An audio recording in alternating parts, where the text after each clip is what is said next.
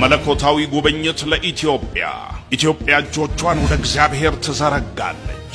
ከምን ጊዜውም በላይ ይሄ ቪዲዮ ሼር፣ ኮፒ ሊንክ፣ ሪፖስት ያስፈልጋል። ምክንያቱም የጠላት ወረዳና ቀጠና እንደሚነሳብኝ አውቃለሁ። መለኮታዊ ጉብኝት ለኢትዮጵያ ይላልና በኢትዮጵያ ቢሆን ችግር የለውም ነበር። ለኢትዮጵያ ነው የሚለውና እናንተ መለኮታዊ ኃይል የላችሁም ወይ ለሀገራችሁ? የእናንተ መለኮታዊ ኃይል ለሀገራችሁ አይሰራም ወይ? ለዚች ሀገር መለኮታዊ ኃይል ለመግለጥ ሜድ ኢን ጀርመን መሆን ያስፈልጋል ወይ ነው እያልኩ ያለሁት።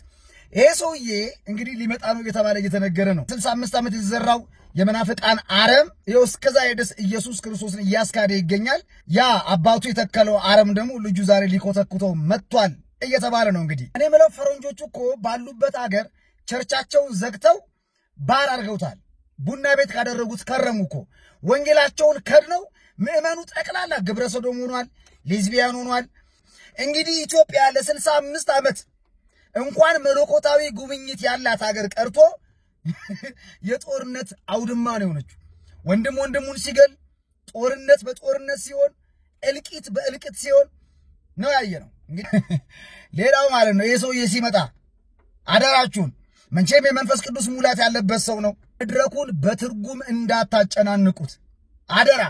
በአማርኛ ይስበከን፣ በኦሮምኛ፣ በጉራግኛ፣ በትግርኛ፣ በስልጥኛ፣ በአፋርኛ። ምክንያቱም በዚህ ሁሉ ብሔር ብሔረሰቦች የወንጌል አማኞች ስላሉ አደራ በእንግሊዘኛ እየተናገረ እናንተ ወደ አማርኛ እንዳትተረጉሙት። አለበለዚያ ከመጽሐፍ ቅዱስ ሐሳብ ጋር ይጋጫል። የመንፈስ ቅዱስ ሙላት አለበት የምትሉ ሰው በእያንዳንዳችን ቋንቋ መናገር አለበት። ምክንያቱም ልሳን መናገሩ አይቀርም መቼም። ስለዚህ ኢትዮጵያ ውስጥ የማይሰማ ማንም የማያደምጠውን ቋንቋ እንዳይናገር አደራ። ምክንያቱም እኛ በጣም ብዙ ብሔር ብሔረሰቦችና ቋንቋ ያለን ስለሆነ በእያንዳንዳችን ቋንቋ እንዲናገር አደራ እላለሁ። ለዚህ ማስረጃ የሚሆኑን የሐዋርያት ሥራ ምዕራፍ 2 ከቁጥር 1 ጀምሮ ሐዋርያት መንፈስ ቅዱስ በተሰጣቸው ጊዜ ልሳን ወይም ቋንቋ በሰማይ በወረደላቸው ጊዜ መጽሐፍ ቅዱስ ምንድነው የሚለን? ቁጥር 3 ላይ እንደዚህ ይላል፣ እንደ እሳትም የተካፋፈሉ ልሳኖች ታዩአቸው፣ በእያንዳንዳቸውም ላይ ተቀመጠባቸው፣ በሁሉም መንፈስ ቅዱስ ሞላባቸው፣ መንፈስም ይናገሩ ዘንድ እንደሰጣቸው በሌላ ልሳኖች ይናገሩ ጀመረ። ቁጥር 6 ላይ ይህ ድምፅ በሆነ ጊዜ ሕዝቡ ሁሉ ተሰብስቦ እያንዳንዱም በገዛ ቋንቋው ሲናገሩ ይሰማ ስለነበረ የሚሉትን አጡ ይላል። ሐዋርያት ከዚህ በፊት ባልተማሩት ባልተረዱት ቋንቋ ባልተወለዱበት ሀገር ቋንቋ ሲናገሩ ወንጌል ይሰሙ የነበሩ ሰዎች የሚሉትን አጡ ይላል። ስለዚህ እኛም ይህ ሰው ሲመጣ በአማርኛ፣ በኦሮምኛ፣ በትግርኛ፣ በጉራግኛ፣ በስልጥኛ ሲናገር እንሰማለን። ካልሰማን ግን ሐሰተኛውን ክርስቶስ ነው የምትገልጡት። መለኮታዊ ጉብኝት ለኢትዮጵያ ሳይሆን የጥፋት ጉብኝት ለኢትዮጵያ እንዳይሆንብን። በተጨማሪ ደግሞ በዛው ቀን ምናልባት ማጣት ያንገላታችሁ ድህነትን ሊሰብር አንድ ነብይ በዛው ቀን ፕሮግራም ይዞላችኋል። እንደዚህ ይላል እሱ። የፊታችን የካቲት 29 እና 30 በአይነቱ የተዘጋጀ በህይወታችሁ ላይ ከባድ የሆነ ፋይናንሻል መለቀቅን የሚያመጣ የድህነትን ቀንበር የሚሰብር የሁለት ቀን ኮንፈረንስ ተዘጋጅቷል። አልፎ ጓደኞቼ ይሄው ዛሬ ራሱ ዶላር ይሻለው 5 ቤት ገዛው፣ 2ቱን ሸጥ ነው አሁን 3 ቤት አለ። መልኬ ራሱ ተቀይሯል። መታቁኝ እግዚአብሔር መልኬ እንኳን ተቀይሯል አላለች። አረከፋታና በእግዚአብሔር የእጅ ስራ ላይ እንድንቀልድ አታርጉን። በእውነት ዋናው ቁም ነገር የእናንተ ምርጫ ነው። ድህነትን ለማምለጥ እዚህ መርሃ ግብር ትመጣላችሁ ወይስ ኢትዮጵያን ለጥፋት ወደሚገወኘው ጉባኤ ትሄዳላችሁ? የእናንተ ምርጫ ነው።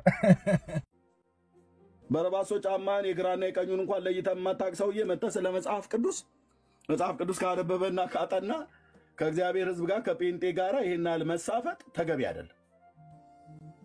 እየሰማሽ ነው ወይ? አቦዘነች ላንቺ ነው የምናገረው። እሺ ቻው ቻው። ሰዎች በማመናቸው ብቻ የዘላለም ሕይወትን ያገኛሉ ወይስ አያገኙም? በማመናቸው ብቻ የዘላለም ሕይወት አያገኙም። መልካም። ምክንያቱም የሰው እምነት ብዙ አይነት ቤተክርስቲያን ግን እንደዛው ላይ ታስመላለች። እሺ ይሄን ነገር ከመለከቷል። ኦኬ እምነት ብቻ በርግጥ ባይዘው ይሄ አምስቱ ሶላዎች የምንላቸው ሰው ነው ያወጣው እንጂ የእግዚአብሔር ቃል አይደለም። ሰው ነው ያወጣው ማለት የሰው ልጅ ማርቲን ሉተር ማለት ነው።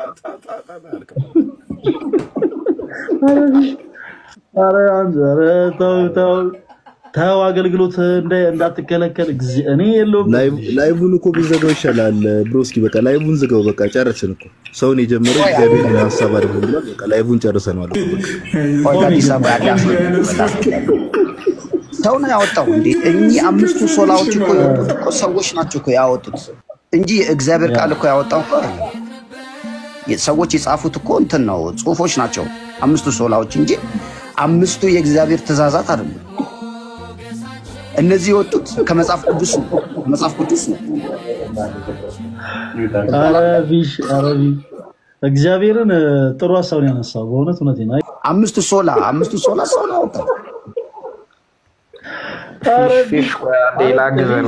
አንበሳ ነበር የምወርድልህ እግዚአብሔር እውነቴን ነው። ኖ ኢትስ ኦኬ። እኔ ይኸውልህ በምንም ነገር ላይ ቢመጣ እኔ ሪስኩን ራሴ እቀበላለሁ። እኔ ራሴ ነው ነገር ብቻ አንድ ነገር ሶላ ስክሪፕቸራ ወይም መጽሐፍ ቅዱስ ብቻ የሚለው ትምህርት ያለ አባቶች ትምህርት ብቻው መቆም ይችላል? ሶላ ስክሪፕቸራ ማለት መጀመሪያም ያለ አባት አይደለም። ያለ አባት እንዴት ይቆማል? አባቶች ያስተማሩት ክሪዶችን ኤግዛክትሊ። ስለዚህ ሶላ ስክሪፕቸራ ወይም መጽሐፍ ቅዱስ ብቻ የሚለው ትምህርት ነሰሰርሊ የአባቶች ትምህርት ወይንም ደግሞ ትራዲሽን ግዴታ ያስፈልገዋል ማለት ነው። መረዳት ሸልፈኛው አንተ ያለህን መረዳት ትክክል መሆኑንና አለመሆኑን የሚያረጋግጥልህ መጽሐፍ ቅዱስ ነው ወይንስ መጽሐፍ ቅዱስ ፕላስ አፖስቶሊክ ቲቺንግ ወይም ደግሞ የአባቶች ትምህርት? መጽሐፍ ቅዱስም አፖስቶሊክ ትራዲሽን ስልኮ ለዛ ነው ቅድም አንድ ነው። ሬጉላ ፊደና መጽሐፍ ቅዱስ አይነጣጠሉም። ኤግዛክት ኦኬ። የዌስትሚኒስተር ኮንፌሽኑ የሚለው ምንድነው? ለድህነት የሆነ ወይም ሊታመን የሚገባቸው ነገሮች ሁሉ ግልጽ ናቸው ይላል። ሊታመን የሚገባቸው ለድህነት የሆኑ ነገሮች ይላል። አሁን ሊታመኑ የሚገባቸው ነገሮች እነማን ናቸው ከሚለው ውስጥ ለምሳሌ ዌስትሚኒስተር ኮንፌሽኑ ለምሳሌ የህፃናት ጥምቀትን ያነሳል። ሊታመኑ የሚገባቸው ተብሎ የተቀመጡት ውስጥ ነው የራሱ ኮንፌሽኑ የተሰጠ ማለት ነው። ለምሳሌ ቃሌ በዚህ ኮንፌሽን ሙሉ በሙሉ አያምንም። ለምሳሌ የህፃናት ጥምቀት ትክክል አይደለም ይላል። አክቹዋሊ ጥምቀት ለድህነት ጎበዝ። ስለዚህ አሁን ልዩነታችን የህፃናትና የአዳልት ባፕቲዝም ከሆነ ይሄ ምንም መጽሐፍ ቅዱስም ክሊር አድርጎ አላስቀመጠም፣ ለድነትም ደግሞ አስፈላጊ አይደለም። በጣም ተረታውቂ የለ እንዴ? በጌታ በኢየሱስም ሸልፈኛው ጥምቀት ለድነት ልዩነት አምናለሁ። ምን ማለት ነው ለድነት የሚለውን ታብራራለህ? አምናለሁ። በጥምቀት ውስጥ ዳግም እንወለዳለን የሚለው ነው። አዎ መንፈሱና ውሃ ካልተነጣጠሉ፣ ቃሉና ውሃ ካልተነጣጠሉ ዳግም እንወለዳለን በጥምቀት ውስጥ። ምንም ጥያቄ የለም። ኮንፌሽኖቻችንም እሱን ነው የሚያስቀምጡት። በጌታ ስም እሺ ነው መብራን። እኔ በታሪክ ውስጥ ምንፍቅና የተልከሰከሰበት ዘመን ይሄ ዘመን በጣም ውድቅ አለ። ምንፍቅና በጣም ወደቀ። በጣም መሬት ላይ ነው ርምጥምጥ ያለው። በጣም ቅልል አለች ምንፍቅና ራሷ ዝም ደካማ ሆነች በጣም።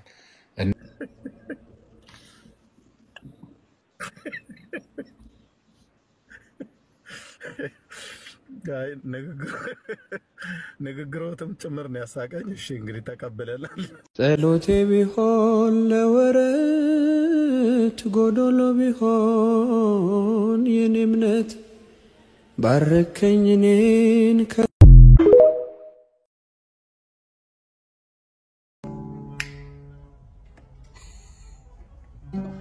ወይኔ ኧረ ምን ይሻላችኋል? እባካችሁ ወይኔ አሁን በዚህ ሰው ይታለላል። ይሄም ነብይ ነው፣ እችም ነብይ ነች። ሰላም እንዴት ናችሁ? በያላችሁበት ሰላማችሁ በሰጥ ይበል። እንኳን ለጾመ ነነዌ በሰላም በጤና በፍቅር ጠብቆ አደረሳችሁ። ጾማችን የበረከት ይሁን፣ ሀገራችንን ሰላም ያደርግልን። በነገራችን ላይ እዛ ቤትም ታውጇል ጾሙ።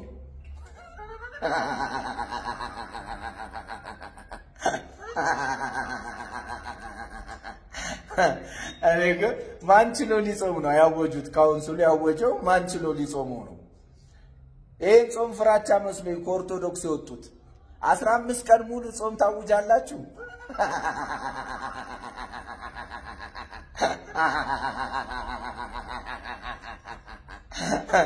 እንዴ 2 ቀን ችሎ አይጾሙ? ጾም ስግደቱንስ እንዴት ሊሰግዱት ነው? በእናታችሁ እንደው ለፓስተሮቻቸው ሲሰግዱ አይቻለሁ፣ ግን ለጌታ እንዴት አይነት ስግደት ነው የሚሰግዱት ጴንጤዎች? እስኪ የምታውቁ መናፍቃኖች እስኪ ይሄንን አንዴ በቪዲዮ ብታሳዩኝ ደስ ይለኛል። በተረፈ እነዚህ ማግበስበስና መጠራረግ የለመዱ እንዴት ችለው ነው ጾሙን የሚጾሙት? እንዴትስ ችለው ነው ለክርስቶስ የሚሰግዱ? አይሰግዱ፣ አይጾሙ። ጴንጤዎች ጉዳችሁ ፈላ። አሁን ካውንስሉ ጉዳችሁን ያፈላው።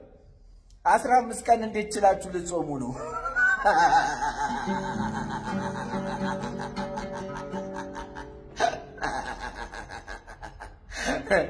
እንደው ያያችሁ እንደው እና ከቻላችሁ ምን እንዴት ነው ጾማችሁስ? እንዴት ነው? ከቅባት ነገር ትርቃላችሁ ወይስ ወተቱንም ስጋውንም ምኑንም እያጥረገረጋችሁ ነው የምትጾሙት? ጾማችሁ እንዴት ነው? አሁን ጾሙ እስከ 6 ከሆነ ከ6 በኋላ የምትበሉት ስጋ ነው ምንድን ነው?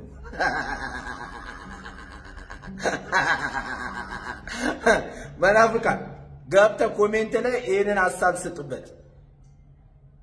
በቃ ከጾማችሁ በኋላ ከዛ 6 ሰዓት የሚሆን 12 ሰዓት የምትበሉት ምንድን ነው?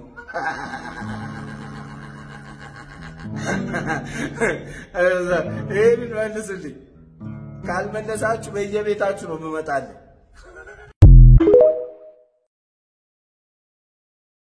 ትሰማለህ ታሪ?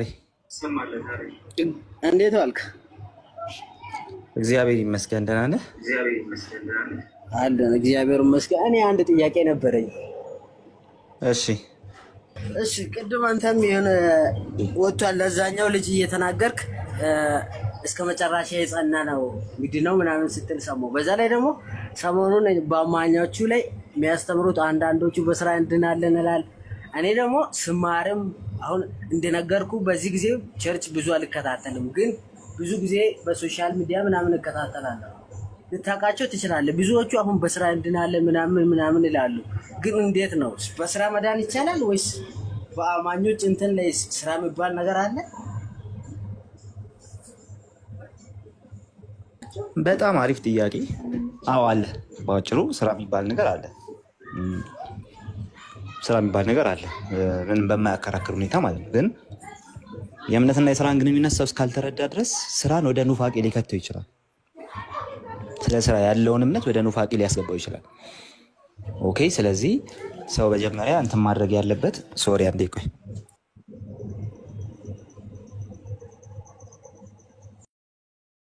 እሺ ተመልሻለሁ። ሶሪ እሺ ጋይስ፣ ስራ ላይ ምናምን ነው ስለሆነ ስለዚህ በስራና በእምነት መካከል ያለውን ግንኙነት በትክክል ማስቀመጥ ያስፈልጋል፣ ኑፋቄ እንዳይሆን ማለት ነው።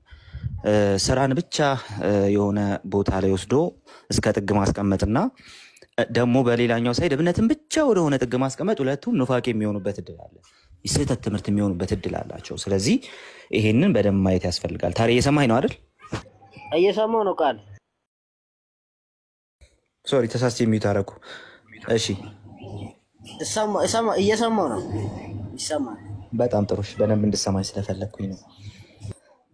ስለዚህ ሞስት ኢምፖርታንትሊ ማድረግ ያለብን ነገር ምንድን ነው? በስራና በእምነት መካከል ያለውን ግንኙነት በደንብ አርቲኩሌት አድርጎ ማስቀመጥ ያስፈልጋል። ሰው በስራ አልዳንም፣ የዳነው ግን ለስራ ነው። ስለዚህ ሁለቱ የተነጣጠሉ ነገሮች አይደሉም ማለት ነው። በስራ አልዳንም ስንል ምን ማለታችን ነው? እኛ የምናምነው በእምነት ብቻ እንደጸደቅን ነው። ሳልቬሽናችን የሚጀምረው በማመን ነው፣ በክርስቶስ በማመን ነው የሚጀምረው ድነታችን። ከዛ በኋላ ግን ያ የምናምነው እምነት ህያው እምነት ስለሆነ በክርስቶስ አምነን የጸደቅንበት እምነት ህያው ስለሆነ ስለዚህ እግዚአብሔር በሰጠን ጸጋ እያፈራን እንመጣለን። እዛ ጋር ስራ አያስፈልግም የሚል ሰው ካለ ችግር። እንግዲህ የኛ ፕሮቴስታንት ቴዎሎጂ በሶስት ነገር ላይ የቆመ ነው። በተደጋጋሚ ስልም ሰምታችሁኛል ብዬ አስባለሁ። እሱም ደግሞ ምንድነው? መጽደቅ፣ መቀደስና መክበር የሚባሉ ነገሮች ናቸው። ኦኬ። መጽደቅ፣ መቀደስና መክበር የሚባሉ ነገሮች ናቸው። በጽድቃችን ጊዜ በእኛ የሆነ ምንም አይነት ነገር የለም። ኦኬ። ለመጽደቅ ያደረግነው ምንም አይነት ነገር የለም። እግዚአብሔር ፊት ሞገስ ለማግኘት ያደረገው ነው ምንም አይነት ነገር የለም። እምነታችን ጽድቅ ሆኖ ተቆጥሮልን ክርስቶስ ያደረገው ነገር ጽድቅ ሆኖ ተቆጥሮልን በሱ በማመናችን ብቻ ማለት ነው። እኛ ጻድቃን ሆነን ተገኝተን ራሱ አይደለም። ይሄንን በደንብ ማየት ያስፈልጋል። ኦኬ እኛ ጻድቃን ሆነን ተገኝተን ሳይሆን በክርስቶስ ያመንነው ሰዎች የክርስቶስ ጽድቅ ለኛ ተቆጥሮልን ጻድቃን አድርጎ ቆጥሮን እግዚአብሔር ጻድቃን ተደርጎ በመቆጠርና ጻድቅ ሆኖ በመገኘት መካከል የተለያዩ በጣም ትልቅ ልዩነቶች አሉ። ኦኬ ስለዚህ እኛ ጻድቃን ተደርገን ተቆጥረን ነው እንጂ በምንም አይነት ሁኔታ የኛ የጽድቅ ስራ መጥቶ አይደለም። በእኛ የጽድቅ ስራ ምክንያት አይደለም። ስለዚህ በመጽደቅ ውስጥ የኛ ስራ አንድም ስራ የለም። ወደ መቀደስ ስንመጣ ግን በመቀደስ ውስጥ ግን ስራ ያስፈልጋል። ምክንያቱ ደግሞ ምንድነው? መቀደሳችን የሚታወቀው ክርስቶስን እየመሰልን መሄዳችን የሚታወቀው በመልካም ስራችን ስለሆነ ለዛ ነው ጌታ ኢየሱስ መልካሙን ስራችሁን አይተው በሰማያት ያለውን አባታችሁን እንዲያከብሩ ብርሃናችሁ በሰው ሁሉ ፊት ይብራ አለ። ስለዚህ መልካም ስለመስራት አንታክት ብለዋል ሐዋርያቱ ራሳቸው። ኦኬ ያ ደግሞ ምን ያሳያል? መልካም ስራ የሚባል ነገር በክርስቲያን ህይወት ውስጥ ግዴታ ነው። ታዲያ የመልካም ስራ ዝም ብሎ አይመጣም። ኦኬ በእግዚአብሔር ጸጋ ነው የሚመጣው። በክርስቶስ ያመነ ሰው ያ ጽድቅ እምነቱ ጽድቅ ሆኖ የተቆጠረለት ሰው ጸጋ ስለተቀበለ በዛ ጊዜ አሁንም በዛው በጸደቀበት እምነት መስራት፣ ማፍራት፣ መልካም ማድረግ ይጀምራል። ስለዚህ ስራ አያስፈልግም አይደለም ፖይንቱ። ስራ የሚያስፈልገው የቱ ጋር ነው? ለመጽደቅ ስራ አያስፈልግም። መቀደስ ላይ ግን ስራ ያስፈልጋል። መቀደስ የሚታወቀው በስራ ስለሆነ ስለዚህ ስራ አያስፈልግም ካልክ በኋላ ግን ስራ የሚያስፈልግበት አስፔክት ግን አለ። ስራ የሚያስፈልግበት ቦታ ግን አለ። እሱ ደግሞ ምንድነው? መቀደስ የሚባለው ቦታ ላይ መቀደሳችን የሚታወቀው ክርስቶስን እየመሰልን መሄዳችን የሚታወቀው በስራ ነው። እሱ ብቻ አይደለም። መጽደቃችን የሚታወቀው ራሱ በመቀደስ ህይወታችን ውስጥ በምናፈራው ፍሬ ነው። ለዛ ነው እነ ሉተርም በተደጋጋሚ እንዳልኩት እውነተኛ እምነት የሚያጸድቅ እምነት በመልካም ስራ የሚገለጥ እምነት ነው ብለው ያስቀመጡት። ስለዚህ ይሄ በጣም በጣም ትልቅ ነገር ነው፣ ግዴታ ነው። መጨረሻ ላይ መክበር አለ። የምንከብረው ኦኬ ያ ጌታ ኢየሱስ ክርስቶስ ሲመጣ የሚሰጠን ያ እንትን ጸንተን በመኖራችን ነው። ኦኬ የሚሰጠን ጸንተን በመኖራችን ነው። ያ ሽልማት ያ ህይወት የሚሰጠን ጸንተን በመኖራችን ምክንያት ነው። ኦኬ ስለዚህ ጸድቅ ያለው ብሎ ጸንቶ የማይኖር ሰው አልጸደቀም። በምንም አይነት ሁኔታ የሚያጸድቅ እምነት አልነበረውም ማለት ነው። ስለዚህ ስራ ያስፈልጋል። ኦኬ በምንከብርበት ጊዜ ግን ያ ስራ አይመዘንም ማለት ስላልሆነ ይሄ በጣም ግዴታ ነው። በዚህ ደረጃ ማየት አለብን። በ500 ዓመት ሴሌብሬት ይደረጋል። አሁን ጀርመን ውስጥ ማክሰኞ ዕለት ከምድር ህዝብ ሁሉ ይመጣሉ። ሪፎርሜሽን ምክንያት በማድረግ ብዙ የታወቁ ሰዎች የፕሮቴስታንት ስርዓተ መዋቅሩ ሲስተሙ ኮራፕት ማድረግ የጀመረው እዛው ሉተር በህይወት እያለ ለሁለት ተከፍለው ሲባሉ ሲታወቁ ተጀመረ ማለት ነው። ከዛ እንግዲህ በየአቅጣጫው በዚህ አድቬንቲስት ይወጣል፣ በዚህ ጆቫ ዊትነስ ይወጣል፣ በዛ ምናምን ኦንሊ ጂሰሱ። ስለዚህ እንደ ሲስተም ፕሮቴስታንት ብለው ሁሉን ካየው ሲስተሙ ኮራፕት አድርጓል። ቆም ብዬ እላለሁ እኔ ሉተር አያይም። ሉተር ወይ ቤትህን ባየ፣ ሪፎርም የሆኑት ቤትህን ባየ እታንትን አሉ እልምፈቿ ታንትን አሉ እልምፈቿ ልትማ አለማወቅ ነው።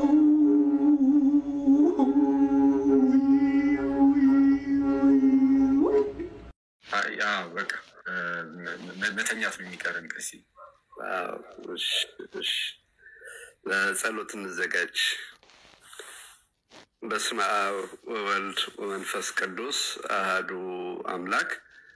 አቤቱ አምላካችን እግዚአብሔር ሆይ ሰዓተ መዓልቱን ባርከ ቀድሰህ ሰላም በጤና በህይወት ጠብቀህ ስላገናኘህን እናመሰግናለን። በመካከላችን ተገኝተህ ስላስተማርከን፣ ስለመከርከን፣ ጎደሏችንን ስለሞላህልን፣ ለችግራችን ሁሉ መፍትሄ ለጭንቀታችን ምላሽ ስለሰጠህ እናመሰግናለን።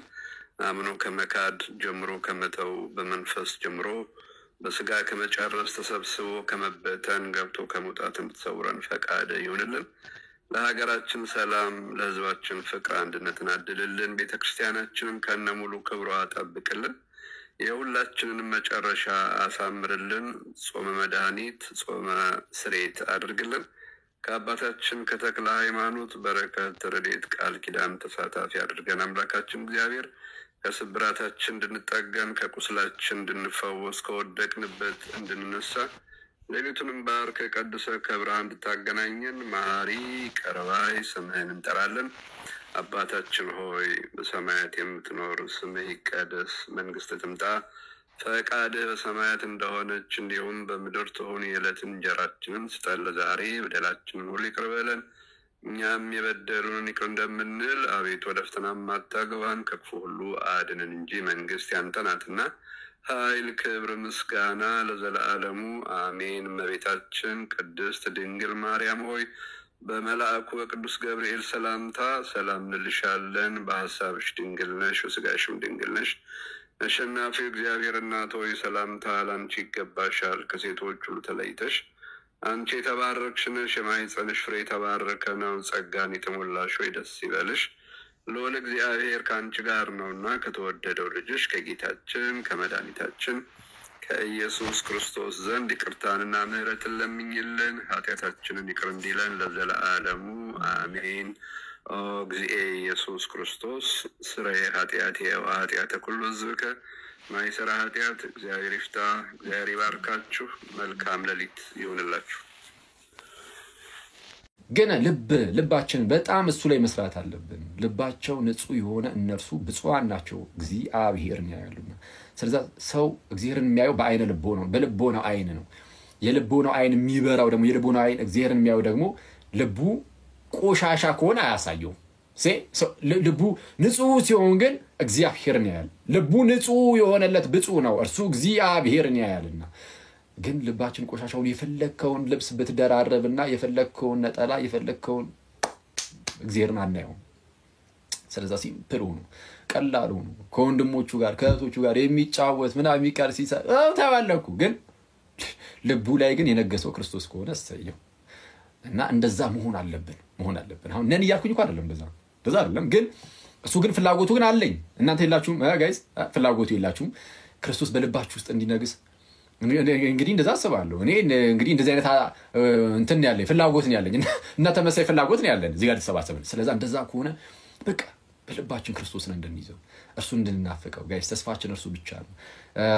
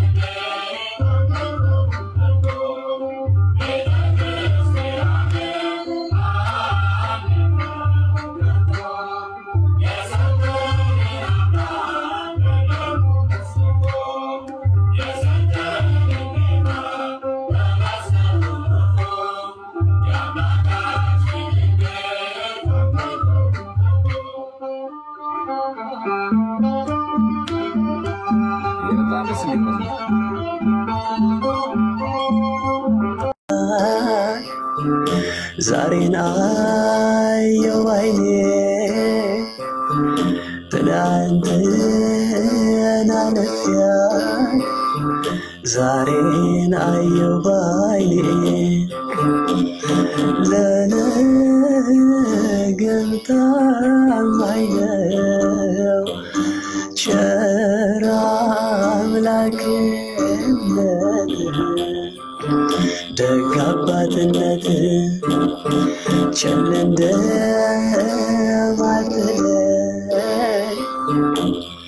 በትናንት አወቅኩት ቸል እንደማትለይ በትናንት አወቅኩት መሽቶና ጨልሞ በር መቼ ይዘጋል በር መቼ ይዘጋል እስከ እኩለ ሌሊት እኔን ይጠብቃል እስከ እኩለ ሌሊት እኔን ይጠብቃል በነገር ብመጣ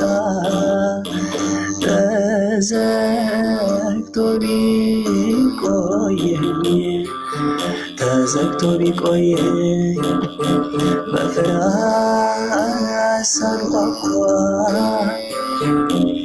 ፍቅር ከፈተልኝ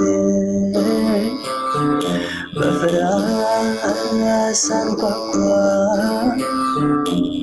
ፍቅር ከፈተልኝ ያን ሁሉ ሳምፅ ስበድል ኖሬ ሳስቀይም ኖሬ ሁሉን ረስተህ ዘመርኩ ለዛሬ ያን ሁሉ ረስተህ ፊት ቆምኩኝ ዛሬ ፍቅርህ የእናት እንጂ መቼ አባት ብቻ ነው መቼ አባት ብቻ ነው እንኩሽ ያለች ከስንቱ መለስከው እንኩሽ ያለች ከስንቱ መለስከው አልጠግብ ባይጎዳም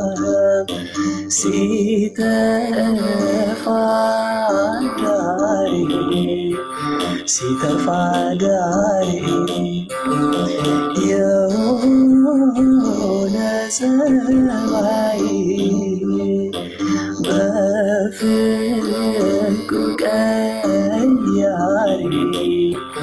በፍቅሩ ቀያሪ እንዳንተ ማን አለ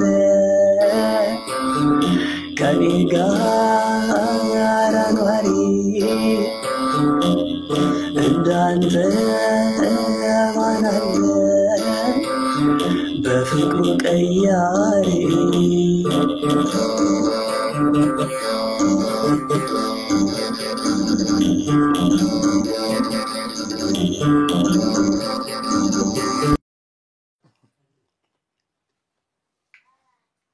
Hey, what is that? Do it in double up. Yeah. በአረብ ሀገራቱ አካባቢ ያሉ እህቶች ምናምን በእርግጥ ያው ወደ ፈን ነው የምትወስዱት። አይ ነው ያረዳዋለሁ። ጥሩ ነው እሱ። ሮዟንም ትቀቀላለች ትምህርቷንም ትማራለች የሚባል ነገር ተጀምሯል አሉ። እኔ እንጀራ ጋግራለሁ፣ ወጥ እሰራለሁ፣ አይነ ስውር እግር የማይራመድ እሱ አሪፍ ነው። እማቤቴ በጣም በቃ እንደዚህ ማለት የሆነ በተቻላችሁ አቅም በፈኑ ሰሉት። እሺ እንደዚህ መጥፎ ነገር የሚናገራችሁ ሰው ሲኖር ትንሽ እንደው እንደዛ የሚመስል ነገር የሚናገር ሰው ሲኖር እንደዚህ በፈን ይወሰዳችሁ ምናምን ቀጥሉበት እና ጌታ ግን ያክብርልኝ። ተሳሳተኝ እኔ ለጣራ ነው ወጣደ እሪብዬ 10 ሆነው ይመጣሉ። ለከዛ ላንተ ይሁን ግዛና ብላበት ጠጣበት፣ ግዛና ብላበት ጠጣበት።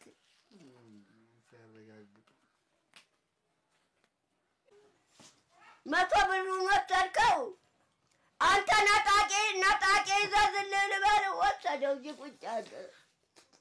ጥምቀት ያድናል አያድንም ያለው አጋንንት ነው። ጥምቀት ያድናል። ለምን ያድናል ካላችሁ አንደኛ ከኤድን ገነት ጀምሮ የተቋረጠ የሰውና የእግዚአብሔርን ጸብ አጥፍቶ ያስታርቀና ከክርስቶስ ጋር አንድ ያደርጋል። ሁለተኛ የአዳምን አካል የሚበሰብሰውን አስወልቆ የማይበሰብሰውን ያስለበሳል። የሚሞተውን አስወልቆ የማይሞተውን ያስለበሳል። ዲያስ መንግስተ ሰማይ እስቲ መንግስተ ሰማይ መግባት የሚፈልግ መንግስተ ሰማይ መግባት የሚፈልግ እሺ ትልቅ ፍላጎት ትልቅ ምኞት እሺ መንግስተ ሰማይ ይወረሳል። መንግስተ ሰማይ የሚገኘው የሚገባ ብቸኛው መንገድ ምንድነው? ወርስ ወራሽ ማን ነው? ወራሽ ከሆነ ውርስ ከተነሳ አውራሽ አለ፣ ወራሽ አለ። ወራሽ ማን ነው ካላችሁ ከአውራሽ የተወለደ ከአውራሹ ከባለቤቱ የተወለደ ነው የሚወርሰው። ከባለ መንግስቱ ከባለቤቱ ከኢየሱስ ክርስቶስ የተወለደ ነው መንግስቱን የሚወርሰው። ሰማይን ያስገረመው ልብስ ለብሰ ታቀረቀራለህ እንደ ሃሌሉያ። ሰማይን ያስገረመ ልብስ ለብሰ ሃሌሉያ ታንቀላፋለህ እንደ ሰማይን ያነጋገረ የት ነው የሚገዛ ብሎ ሰማይ ላይ ጥያቄ የፈጠረው ልብስ ለብሰ ወሬው ማረጋገጥ ያስፈልጋል። ግን የሶሻል ሚዲያ ላይ የታየው ነገር ምንድነው?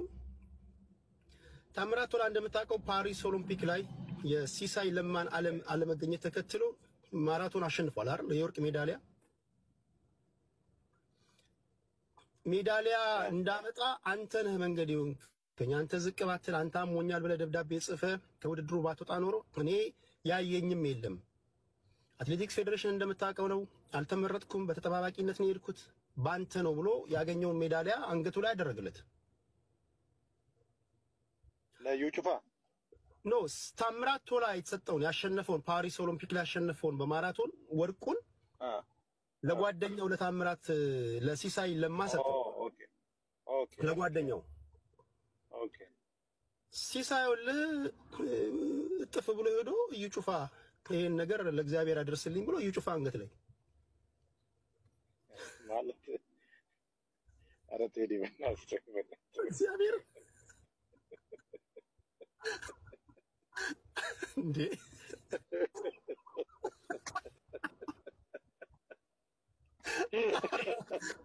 አረ አላጣጥቄ ወደ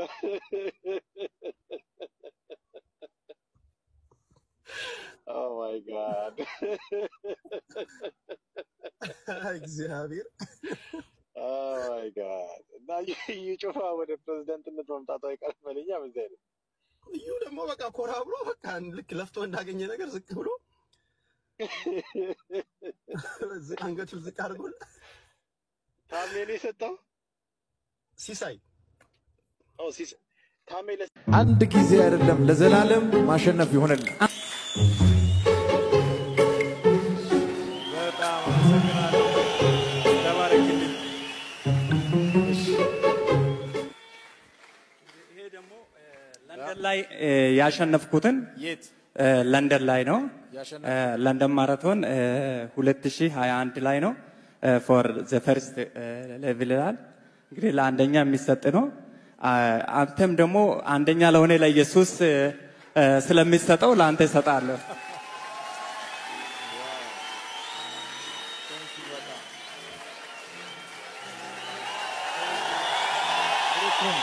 ታንክ ዩ በጣም